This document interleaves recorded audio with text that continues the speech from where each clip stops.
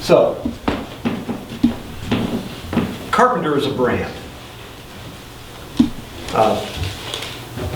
But it's just a brand name until we have a relationship with it. My example's up here, Tide. Tide is my mother's detergent. But there are certainly people in here who say, it's a detergent? You know, we don't know what it is. Amazon, what was Amazon 10 years ago? It was a river. All right? That's all it was 10 years ago. Now look at it. Now we forgot the river. And so when I'm talking about a brand name is just a brand.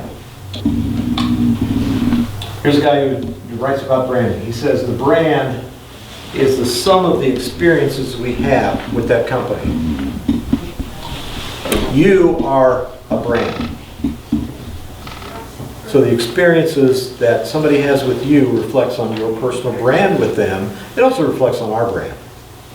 And what he says here is no touching TV commercial or cute video or billboard can measure up to the real world experiences we have with the brand. When I say you are a brand, I just mean, how about this? When you guys get done here today, you're going to have an impression of me. You're either going to say, he knew what he was talking about, he's got his head up his butt, or I've forgotten everything he said already because I just didn't care. But that's my brand to you now. Valuable? Maybe. Maybe not. But that's the experience we have. That's what I think a brand is. It's the experience we have with each other. The stories I tell. What is Coca-Cola? Coca-Cola is water, flavoring, carbonation, color, sugar. You know, stuff like that. Pepsi? Same thing. Same stuff.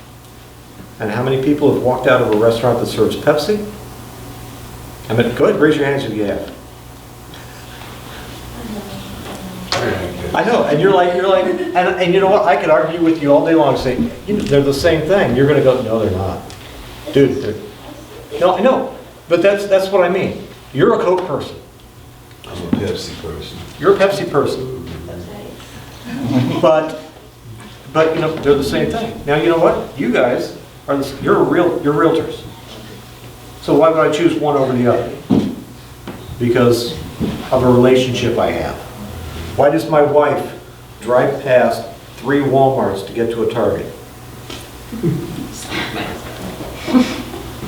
Because she's like, oh, I just can't stand that store.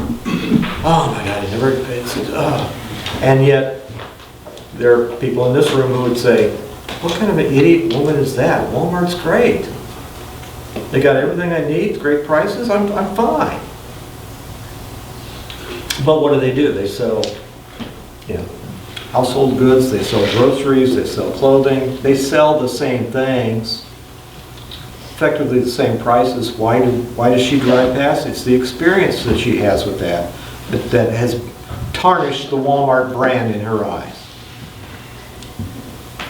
Well, McDonald's and Wendy's, same thing. They sell the same stuff, don't they? It's exactly the same. It's hamburgers. So why do we pick one over the other? That's my point. You guys are brand. Why am I going to call you over anybody else in this room? You're either, you know, friend, I remember you, something, but if we've had a bad experience, like my family realtor I talked about, his brand to me means I don't want to work with him anymore. So you guys are all your own personal brand. You are a brand. Why would I remember you?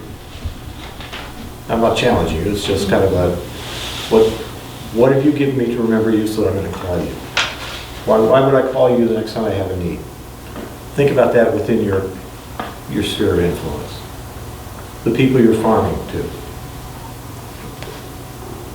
If they have a bad experience with you, then your brand is tarnished. Without that brand, is it even 7,000 anymore? How many people? 84 something, but that includes affiliates too. Well, still, they can sell homes within this area. I mean, you're assuming affiliates like Title people, companies yeah. Okay. and lenders. Well, say there are 7,000 agents. What makes you stand out?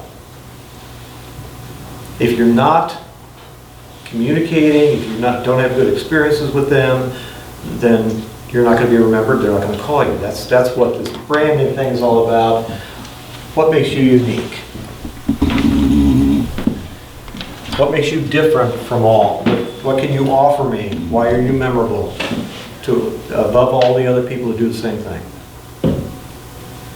That's what, when we talk about branding, that's what we talk about. You can keep that in the back of your mind and kind of go, I'm just going to make sure I provide great service so that they can't ever say, I just don't want to work with them anymore. Looking for me? Okay. Let's try to plug.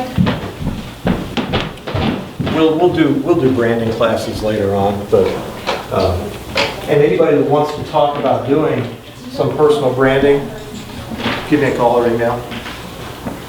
It's really too early for you as you started out like this. You've got too many things to learn to say that, if I get a point of difference, then I'm going to be successful. No, you got to market yourself, and then branding helps you be more efficient in that. But if I've got something to say about any of this, this is most important. Advertising is top of mind awareness. If I was to say, you got to buy a chainsaw today, where are you going to go? Everybody in here is going to think of a place that they would go to buy a chainsaw. And that's because somebody advertised to them, or they have a relationship with that store, something like that. Somebody might be saying, I'm going to Craigslist. Somebody saying, I'm going to Lowe's. Somebody else is going to Home Depot because they got this. Ace, because it's right around the corner. It's the relationship, and that's top of mind awareness. That's what we want for you guys, is to be the first person they think of and to have the relationship that they want to call you. When I talk about top of mind awareness, the key back to frequency in advertising. Frequency helps us remember things. How much does graphics cost you at Carpenter? Nothing. Thank you. It costs you nothing, but that's a frequency. If I'd only said it once, you go, I don't remember. It takes us several times, messages pounded into our head before we start to remember.